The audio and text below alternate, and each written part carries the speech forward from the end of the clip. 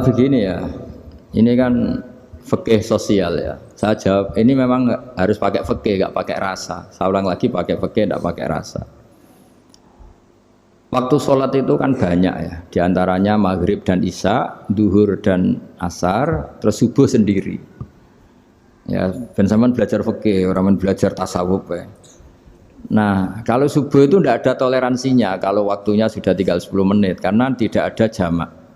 Ya, tidak ada apa? Jamak. Sehingga misalnya kalau kamu ngojek waktu tinggal 10 menit ya harus sholat. Tapi kalau sekedar dengar azan ya, ini penanyanya kayaknya itu teman kamu, jadi fikihnya kayak kamu, gak jelas. Azan itu kan bukan akhir waktu sholat. Azan itu bukan akhir waktu sholat, tapi awal sholat. Itu tidak harus supir Grab, tidak harus supir Gojek. Meskipun kamu makan ada azan ya teruskan saja, kan tidak akhir waktu sholat. Anda menerima tamu, gendong anak, atau sedang nyupir, atau sedang bercengkrama sama teman. Kalau ada azan ya nggak apa-apa, misalnya diteruskan. Kan bukan akhir waktu sholat. Yang benar-benar harus ditinggalkan itu kalau waktu sholat misalnya tinggal 7 menit. Atau tinggal 8 menit. Waktu yang mau tidak mau kamu harus tasarrufkan, kamu peruntukkan injury time itu sih. Injury time. Nah, gitu aja kok gak tahu ya. Nah, lalu misalnya, kalau pertanyaan tadi mestinya kelasnya itu kelas afdoliyah. Utamanya gimana? Kalau wajibnya belum ada karena kan waktunya masih panjang. Jadi pertanyaannya bukan wajibnya tapi sebaiknya karena ini semuanya belum mendesak kan? Andai kan kamu teruskan nganter barang kan tidak ada jaminan waktunya habis. Padahal kalau kamu memaksa sholat, mungkin citra kamu sebagai supir Grab tidak baik karena dianggap mengabaikan konsumen. Nah, terus kedua menyangkut jarak. Oke, seperti itu. Nah, sekarang kalau pertanyaannya dibalik, makanya yang dibalik ini agak ribet. Waktu sholat tinggal 8 menit. Ada konsumen yang minta diantarkan saat itu. Dan acaranya ke mall happy-happy, maka fatwa kita sebagai ahli fikih ya tantang saja, saya mau sholat dulu, kalau enggak sabar ya silakan cari yang lain kalau acaranya ke mall.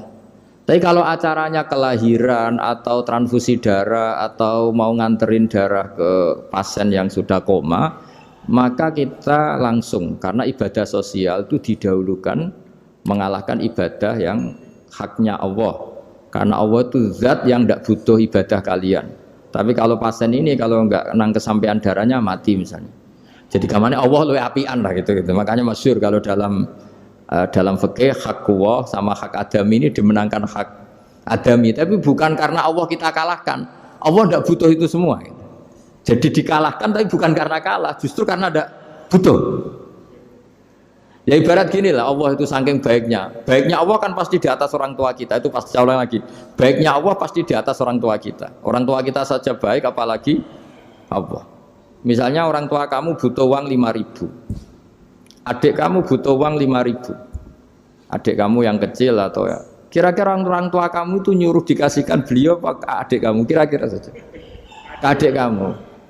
Nah Allah itu saking baiknya, hal yang terkait Allah misalnya tadi sholat tepat waktu sama ibadah sosial itu disuruh ibadah sosial. Karena ini kalau enggak kesampaian transfusi darahnya atau apalah, atau kamu dokter yang harus mengurus operasi waktunya tinggal 5 menit, kamu harus ngoperasi pasien dulu karena Allah bisa menerima sholat kamu. Nah tak terangkan lagi ini fikih terus. Lalu sholat yang apa? Kalau sholat itu antara maghrib dan isya dan nanti yang terlambat itu maghrib, kita ngikuti ulama yang mengatakan jika ada darurat maka maghrib dan isya boleh dijamak meskipun tidak atas nama pergi. Kan jarak kamu kan tidak jarak masafatu qasrin. Artinya apa? Misalnya saya dokter harus operasi, waktu saya tinggal 8 menit mau maghrib, ternyata harus ada operasi. Kalau saya nggak nangani mati, saya harus operasi. Dan nanti waktu saya maghrib habis itu tidak harus dikatakan qadha atau yang mengeluarkan maghrib dari waktunya. Bisa saja menurut ulama dianggap boleh dijamak takhir dengan isya. Karena kondisinya masih waktu jam'in. Begitu juga duhur dengan asar. Tapi kalau waktunya itu asar, tinggal 8 menit, kemudian harus ada operasi. Ya kita operasi, waktu asar kita mundur sampai maghrib, namanya qadha yang dimaafkan Allah. Ya namanya tetap qadha karena asar gak bisa dijamak dengan maghrib. Jadi ini fikih ya. Jadi jawabnya harus jelimet. Jadi saya ulang lagi ya. Tadi kan pertanyaannya dengar adzan. Kalau adzan kan waktunya masih panjang. Apalagi misalnya maghrib kan waktunya kan taruh saja ada waktu seperempat jam. Ternyata andekan kamu antar hanya butuh waktu 7 menit. Kan nggak ngefek sama sekali. Saya nyanda lah. Ah, nyanda. Gitu.